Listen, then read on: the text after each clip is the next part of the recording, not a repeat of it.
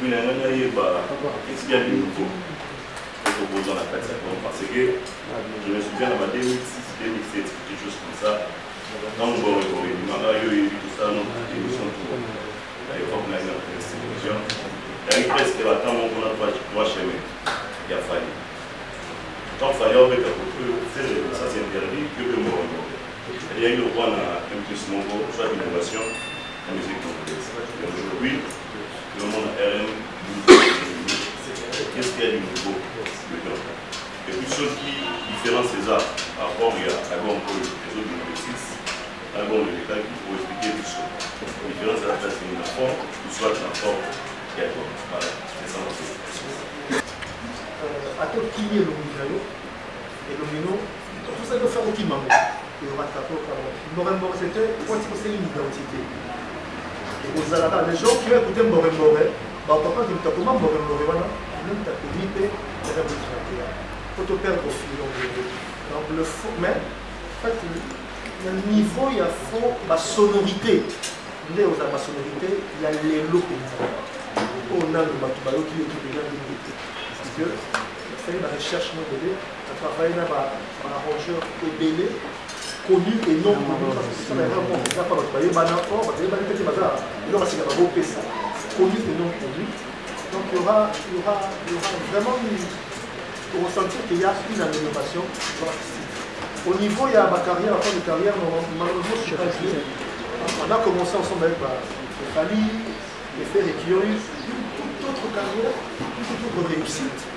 Chapeau à eux, je pense, mais il va avoir des paniers circulent. Il ne s'est jamais arrêté de circuler. Sinon, on n'allait pas avoir un Obi Nomundi aujourd'hui. Sinon, on n'allait pas avoir un héritier Watt aujourd'hui. Sinon, on n'allait pas avoir Fabregas aujourd'hui, Ibrator aujourd'hui.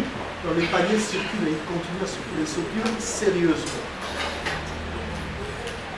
Ils sont encore à passion, avec le sérieux que tu me connais.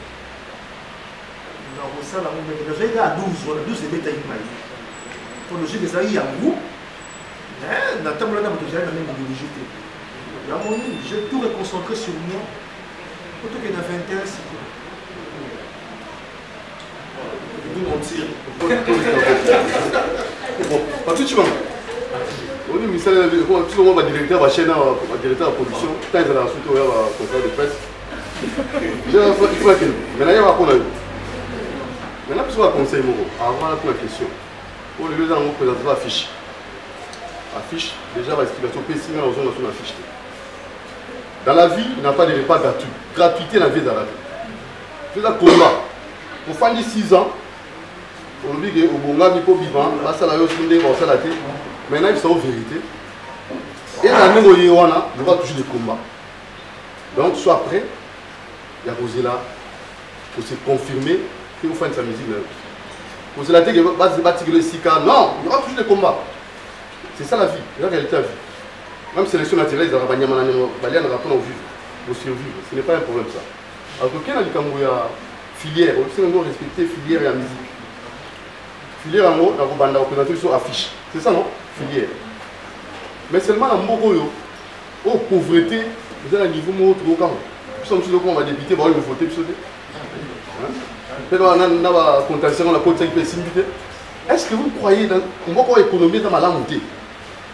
Vous serez à mesure de respecter la filière musicale pour gagner vie dans la œuvre. Merci. Merci vraiment pour la question. Là, surtout merci pour la conseil. Merci vraiment pour la conseil. Je pense que nulle part dans le propos n'a éludé tout la chaîne au Panzi l'aspect combat. C'est-à-dire que même se réveiller le matin, même quand ta chemise noire, tu as un combat, là tu es à rouge, là tu es à bleu, là tu es à peine, c'est-à-dire que le choix déjà est un combat dans la vie, faire le choix. Donc je suis préparé par rapport à combat et je ne pense pas que n'importe quel monde les lots, je sais que c'est un monde où il y a tout bas à Sakanate, et là le monde a du tout bas, je pense que ce n'est pas le monde le plus rude, le monde est comme ça. Le monde est un combat. On peut s'exemple bien à Banyama, donc je crois que il y a des loin. Maintenant, on dit qu'on en aura à ma norme. Je vais dire un truc qui va choquer. pouvait penser que Vieux n'a jamais pas la cause à débuter? Qui pouvait le penser? On dirait qu'il a corrompu lui aussi, je ne sais pas. C'est-à-dire que quand tu suis normalement dans la vie, il y a un succès qui va venir. Il y a sous Kamarambosa. Il faut savoir, vous allez organiser, vous voyez, vous avez outil awa, non, voilà. Jean ne peut pas vous dire que c'est une norme. Merci beaucoup. Ça le prince, merci. Il y a une norme, donc je l'ai dit, c'est énorme. Il faut avoir une norme. Comment est-ce un pays n'a pas ce monde? Comment est-ce un monde? Donc, ce comment est-ce que le Tengama, tout ça, le Tengama de Pau, c'est tout le monde fou. Tout le monde sait que les gens bien à Congo, il y a bien partout. Il y a un standard de ça. Standard. Donc, on va essayer de faire les choses vraiment dans la norme. Bien qu'en étant pas riche, bien qu'en étant pas très aisé financièrement, même pour ça, en respectant la norme. Il y a un moment aussi quand même 7 ans, 8 ans, il y a un bon mot. Et comme j'espère que j'ai répondu à ta préoccupation. Mon frère Montier. Ouais, c'est bon. C'est bon, on va prendre la toute dernière. Voilà, merci beaucoup. Et la question il y a Lolo par rapport à l'innovation aux artistes à mener mais à s'expliquer et convaincre un artiste. Mais il y a innover dans le style, tout on retrouve dans le style que nous allons retrouver dans l'artiste, ou une déception, Yami Balé, est-ce que les gens dans la featuring, au sein de la featuring, si oui, apport il y a la featuring, voilà la loi pour ce l'artiste la bisomi mauma ça va featuring, au moins la marque complexe la carte.